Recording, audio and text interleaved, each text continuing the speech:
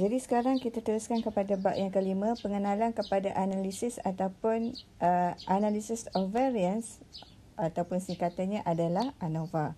Okey, ANOVA adalah singkatan bagi analysis of variance. ANOVA digunakan apabila kita hendak membuat perbandingan di kalangan lebih daripada dua mean. Okey, so keyword dia kat sini adalah lebih daripada dua mean. Sebelum ni kita dah tengok untuk buat ujian hipotesis yang melibatkan satu sampel, dua sampel, dan sekarang katakan kita ada lebih daripada dua sampel. Okey, jadi kita boleh menggunakan analysis of variance. Okey, di mana ANOVA adalah satu kaedah mengkaji sama ada mean bagi tiga populasi tidak diketahui adalah sama atau tidak menggunakan kadar sampel. Maksudnya menggunakan sampel kita boleh buat hipotesis lah sama ada mean-nya sama atau tidak sahaja.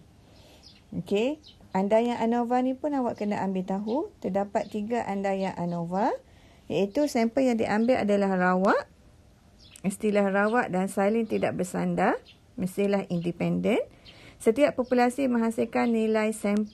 Setiap populasi yang menghasilkan sampel mempunyai varians populasi yang diketahui dan kita anggap ia mempunyai varians yang sama, dan setiap populasi mestilah diambil daripada populasi yang tertabur secara normal. Yang ni pun soalan popular juga ni. Soalan suka tanya, nyatakan tiga andaian ANOVA. So make sure awak tahulah ketiga-tiga andaian ANOVA tersebut. Okey, dua konsep ANOVA adalah pertama sekali eksperimen. Apa tu eksperimen? Eksperimen adalah suatu kajian atau penyelidikan yang direka dengan tujuan untuk memeriksa kesan pemboleh ubah ke atas satu pemboleh ubah lain. Dan pemboleh ubah tak bersandar adalah pemboleh ubah yang dikawal untuk menentukan kesannya terhadap pemboleh ubah bersandar. Dan pemboleh ubah tak bersandar ini kita panggil sebagai faktor. Okey, dalam bab ini kita cuma memberi tumpuan kepada eksperimen yang melibatkan satu faktor sahaja. Okey, sekarang kita tengok uji kaji satu faktor dan analisis variance. Okey, kita tahu ANOVA satu faktor dijalankan untuk mengenal pasti sama ada dua atau lebih sampel rawak mempunyai nilai mean yang sama. Jadi untuk ANOVA juga ada 5 langkah seperti hipotesis testing sebelum ni. Okey, langkah pertama adalah kita tulis hipotesis. Okey, sekiranya kita ada 4 populasi, so maksudnya adakah mu1 sama dengan mu2, sama dengan mu3 ataupun sama dengan mu4. Hipotesis senang kita boleh tulis sebenarnya sama ada salah satu, mean populasi tidak sama. Ataupun boleh juga awak tulis mu1 not equal to mu2, not equal to mu3, not equal to mu4. Boleh jugalah either one. Nanti dalam bentuk ayat boleh, nak tulis dalam bentuk simbol pun boleh. Okey, itu langkah yang pertama, tulis hipotesis. Langkah kedua adalah cara nak tentukan kawasan penolakan. Okey, untuk tentukan kawasan penolakan, kita kena rujuk jadual F. Kejap lagi saya tunjukkan jadual F. Dan bagi menentukan nilai F, kita mesti menentukan nilai bagi darjah kebebasan, bagi perlakuan ataupun ditandakan sebagai V1, iaitu K tolak 1. K apa dia? K adalah bilangan aras faktor. Manakala darjah kebebasan bagi ralat, kita kenali sebagai V2 adalah N tolak K. Iaitu kita N tu berapa? N adalah bilangan cerapan. So, N tolakkan dengan K tu faktor kita tu, aras tu, maksud kategori tu ada berapa. Nanti kita tengok apa tu K.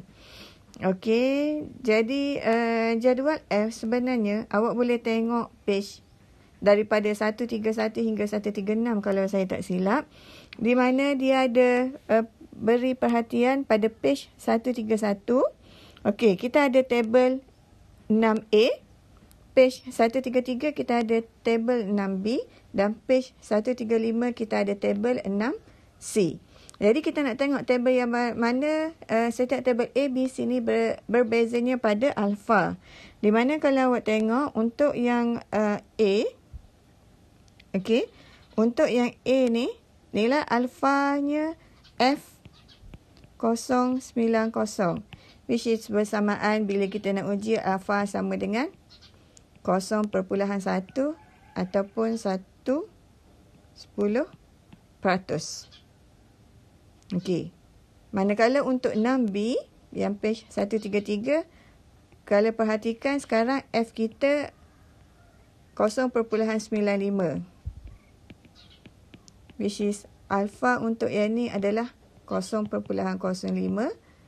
ataupun 5% aras keertian.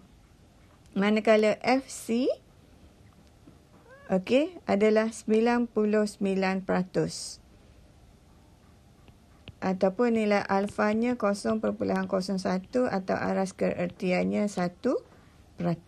Jadi kena bergantung kepada aras keertian, baru kita boleh tengok tabel A, B ataupun C. Dan V1 tadi kita dah kira kan. Untuk kira V1, ingat balik K tolak 1. K ni sebenarnya kategori, dia ada berapa kategori. Nanti kita tengok lagi.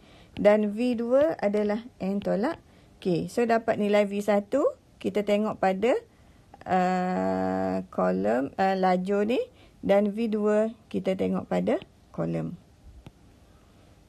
Okey. Kemudian langkah 3, yang langkah 3 ni yang agak panjang sikit. Kita kena hasilkan, biasanya pelajar diminta untuk hasilkan ANOVA table.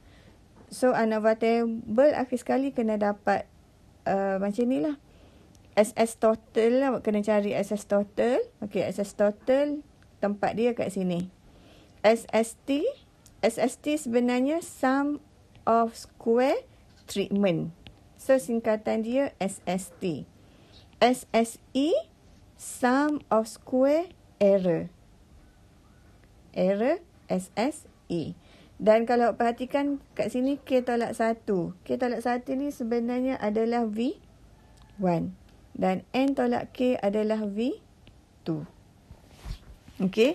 Manakala MST, okey, saya kekalkan istilah English sebab kalau tukar dia jadi lain. So kekalkan je lah istilah English, di mana MS adalah mean square T for treatment. So tempat dia kat sini. Dan MSE, okey, mean square error. So tempat dia kat sini. Dan yang penting sebenarnya kita nak cari nilai F. Untuk nilai F, MST bahagikan dengan MSE.